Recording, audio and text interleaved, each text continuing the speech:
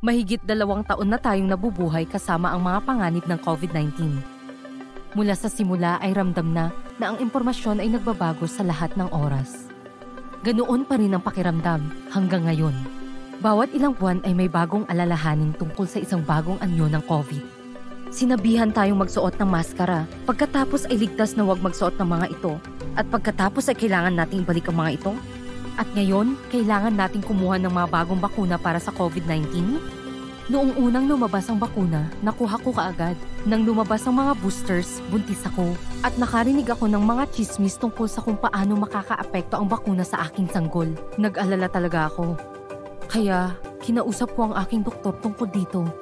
Sinabi niya sa akin na ang mga bakuna ay napakaligtas at napatunayang ligtas para sa lahat, kabilang ang mga bata at sinumang buntis. Ang bawat bakuna ay dumaraan sa maraming pagsubok bago sila maaprubahan para matiyak na ligtas at gumagana ng maayos. At ang mga bakuna ay hindi magdudulot ng pagkabaog o kapansanan. Ang mga bakuna sa COVID-19 ay gumawa ng mahusay na trabaho sa pagpapanatiling ligtas sa mga tao mula sa virus at mga epekto ng virus tulad ng malubhang karamdaman at pagkamatay.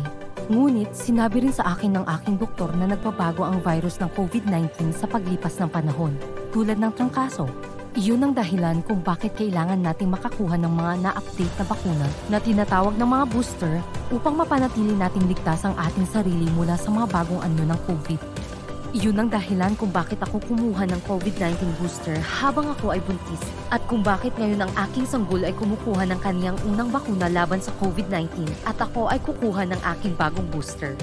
Ngayon ay gumaan na ang pakiramdam ko dahil alam kong ligtas ang kahanga-hangang batang ito at wala na akong ibang alalahaning magkasakit siya o magkaroon ng anumang masamang epekto.